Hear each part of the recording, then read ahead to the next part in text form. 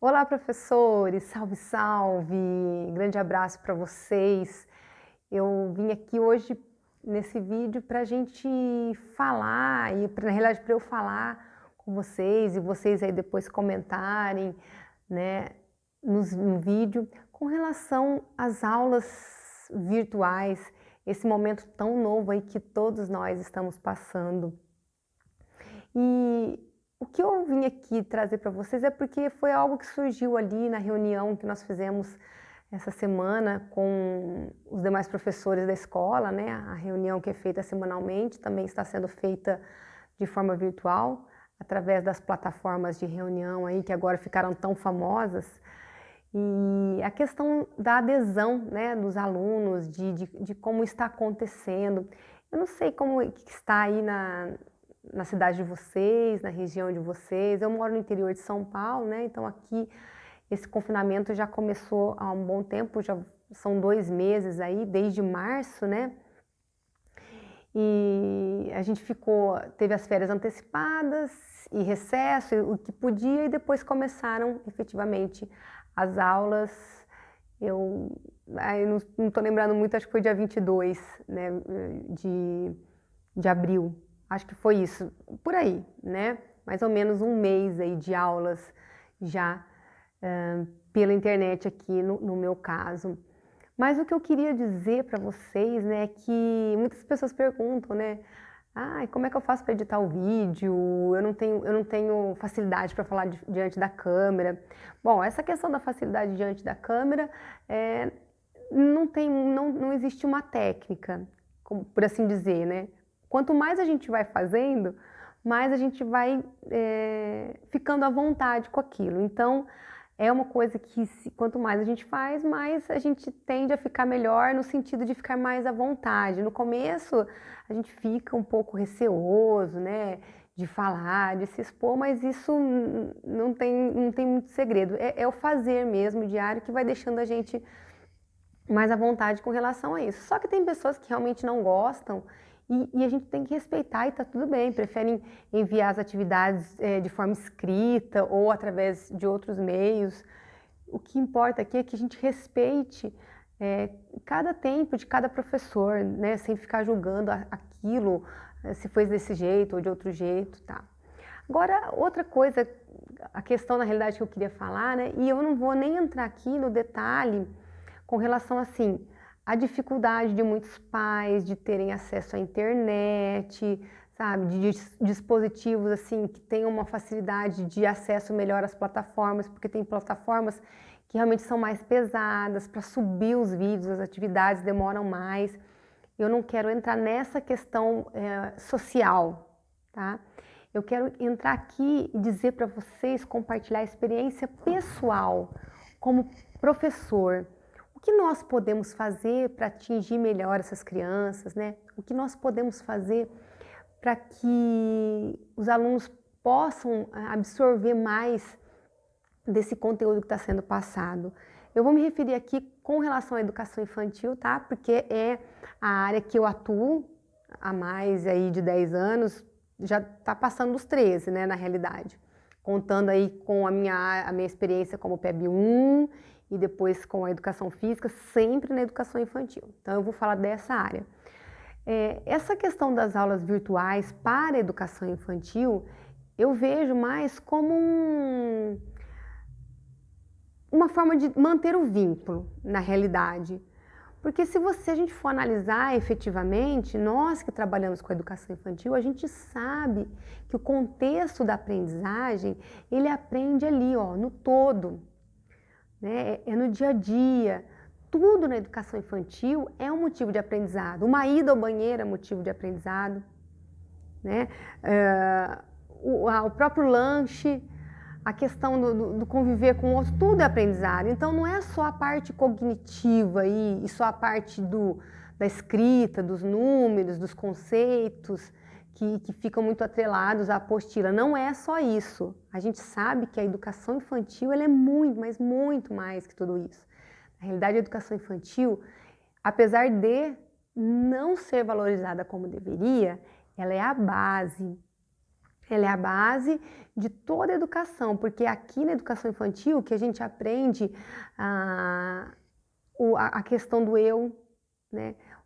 Como eu me comporto com relação ao ambiente, como eu me comporto com relação aos demais, às situações, à autonomia. Isso tudo a gente sabe. Então, dentro desse contexto virtual, muita coisa fica a desejar. Muita coisa fica aquém do que deveria ser. Então, o que a gente pode fazer dentro desse contexto, a gente faz com o maior prazer, com o maior carinho. Quando eu disponibilizo os vídeos, né, e peço para que os pais, eu sempre enfatizo isso nos vídeos, façam com a família, com o máximo de pessoas que tem, porque além de tudo, né, essas atividades vão ajudar nessa integração da família, que antes da pandemia a gente já se falava tanto que a família precisava estar mais junto da criança, participar mais. Então, já que agora eles estão em casa, eu tenho falado bastante isso, né? E nos vídeos direcionados, que eu direciono para os pais também em casa, os vídeos com as atividades, eu falo e sempre enfatizo, aproveite esse momento para fazer essa integração com a criança. E aí o que eu quero dizer com relação a nós professores, né? Já que muitos pais não estão aderindo, não estão entrando, não estão acessando, e eu não quero saber, não vou entrar aqui no motivo pelos quais. Não é esse o viés aqui do conteúdo. Eu quero dizer com relação a nós. O que nós podemos fazer? A gente pode dar o nosso melhor para a criança.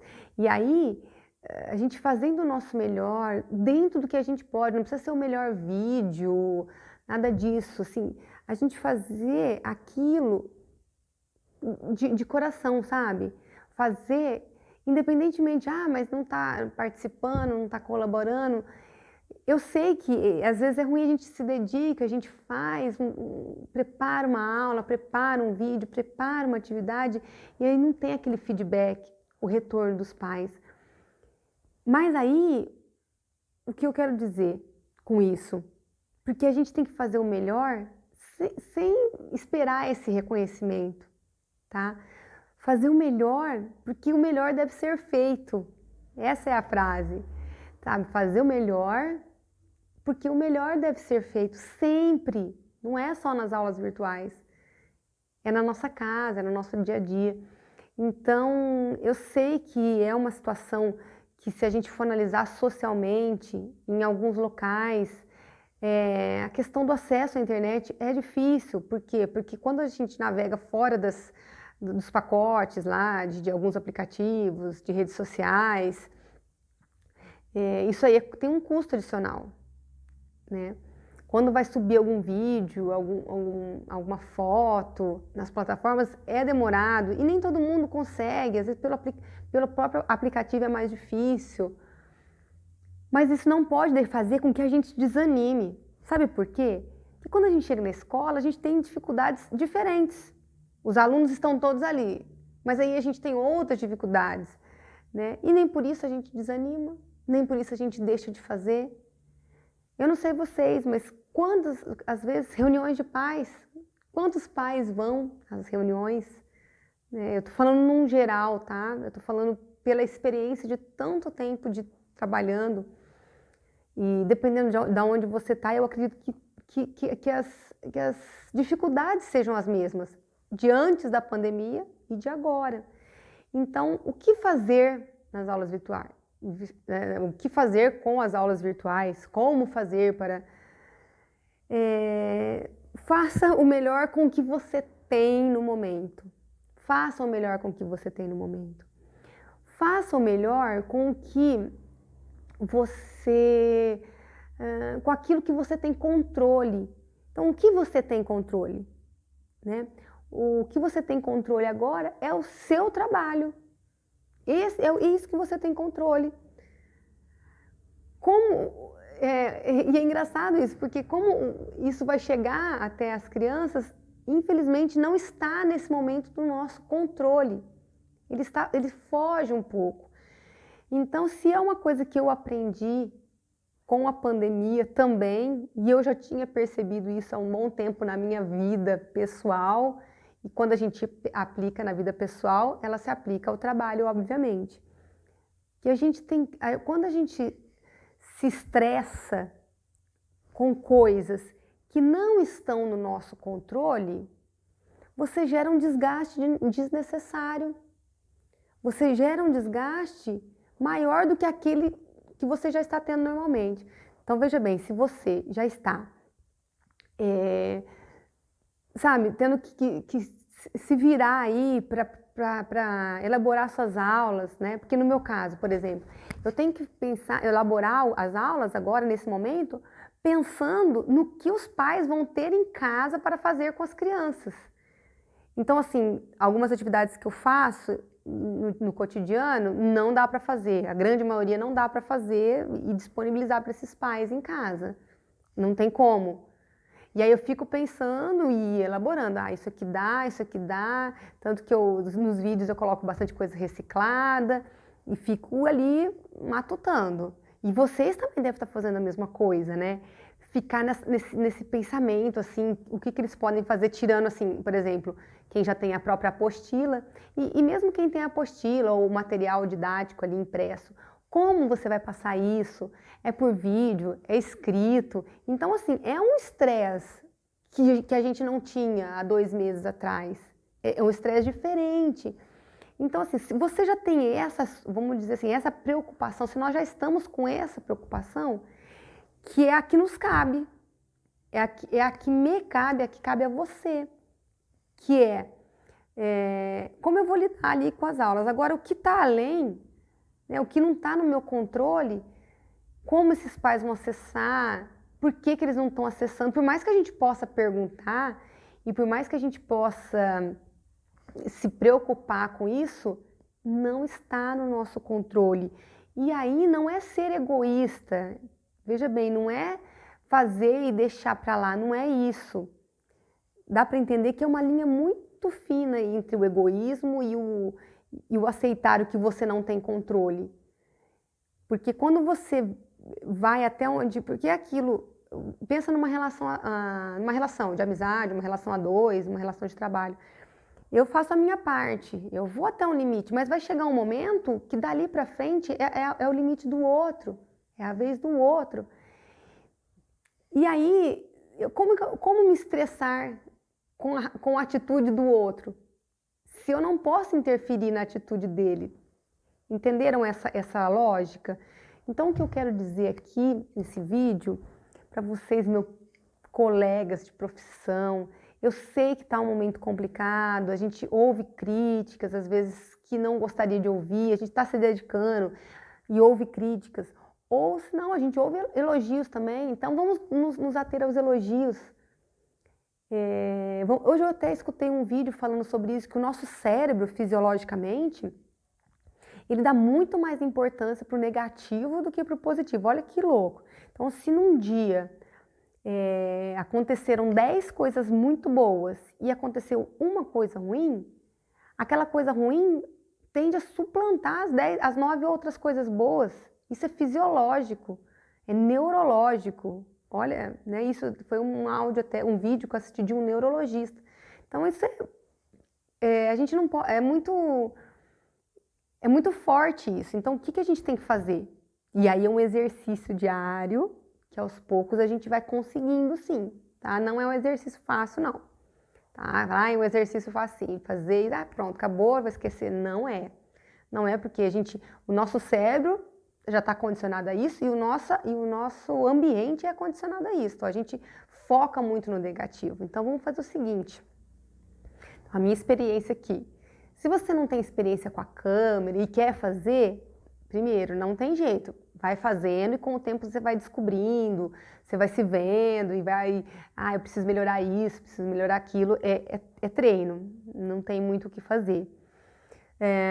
Existem aí vários aplicativos de vídeo que dá para editar vídeo, que você pode baixar na internet também, mas não é esse o caso. O que eu quero dizer é assim, independente do que você esteja fazendo e como você está passando essas aulas para as crianças, volto a falar da educação infantil, primeiramente, então se preocupe, não gosto nem dessa palavra, porque aí parece que você está bitolado em alguma coisa, mas se atenha àquilo que você tem controle, que é, olha, eu preciso passar as atividades tal, como eu vou fazer isso, tá?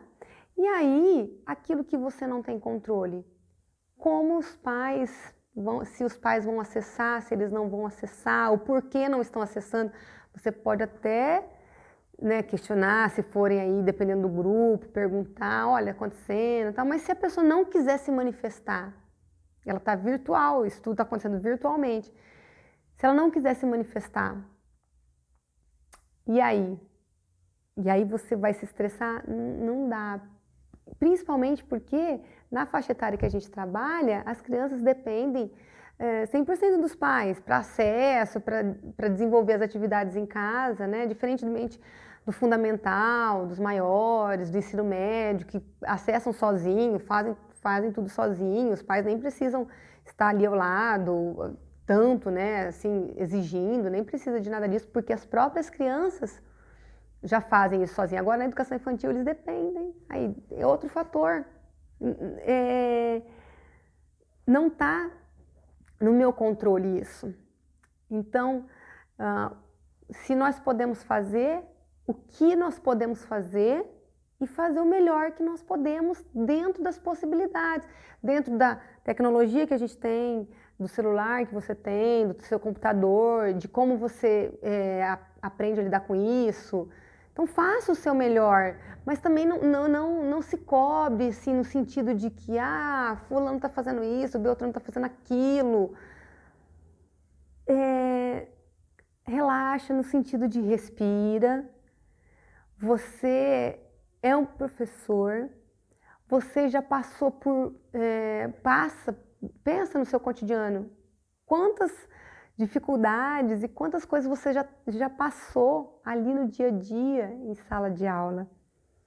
Então pensa que isso é mais um degrau aí na sua evolução como profissional, como pessoa, né? E faça o melhor de coração.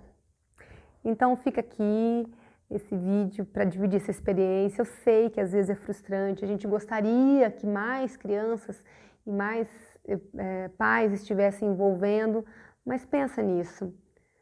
Não se preocupe, não se estresse com aquilo que não está no seu controle. Olha o que essa pandemia mostrou, que teoricamente a gente não tem controle de nada, né? Que as coisas mudaram assim, se inverteram de forma brusca. E aquilo que a gente achava que tinha controle não tem mais. Então, leve isso para as aulas. Relaxe um pouco. Faça dentro do seu limite, faça dentro do que você tem, faça o melhor. Faça o melhor, mas dentro do que você tem. E como o outro vai receber isso, como isso vai chegar, nesse momento, nós não temos controle. E aí, logo isso tudo vai passar, né? Aí as previsões, não sei, junho, julho, elas estão se alterando um pouco, mas pensa que isso é provisório, né? Pensa que isso vai passar. E se realmente isso for perdurar por mais algum tempo, aí sim providências deverão ser tomadas, mas aí no caso não é pelo professor, sabe? Aí vamos ter que as autoridades competentes vão ter que procurar recursos e meios para esses pais que não têm recursos acessarem, como eles vão acessarem. Aí pode ser, aí sim, um trabalho em conjunto, professores, direção, escola, toda a parte pedagógica, né? Do município, municípios menores, talvez isso seja mais fácil do que uma cidade maior. E são muitos fatores, entendeu? Muitos fatores aí que estão fora do nosso controle. E aí vão te gerar o quê? Um estresse desnecessário, e esse estresse vai te gerar outras coisas, vai causar mais consequências físicas, né? Talvez aí até algum tipo de doença relacionada a isso, depressão, quantas pessoas a gente está ouvindo dizer que que o medo, a ansiedade, o estresse está gerando aí um pânico. Então, amigo, professor, faça o seu melhor como você sempre fez, né? Procure sim, estude, como eu posso fazer. Eu quero editar um vídeo, procura na internet, dá uma olhadinha, tem vários aplicativos de celular. É assim que faz, não é? Eu também, nossa, esses dias como é que eu faço isso, como é que eu faço aquilo? E procura, é um estudo, pensa que é um estudo. Mas então aí você vai fazer o seu melhor, né? E quando a gente faz o nosso melhor, as coisas vão fluindo naturalmente. Tá legal? Então, e aí a gente segue com esse período de pandemia. Quero deixar aqui o meu abraço, quero deixar aqui o meu carinho por vocês, professores, que estão aí mais uma vez fazendo a diferença na vida de muitas pessoas, que mais uma vez aí estão se reinventando, fazendo diferente, procurando melhorar, estudando, enfim, fazendo o que nós sabemos fazer de melhores, que é nos reinventar sempre. Um grande abraço e até o próximo vídeo.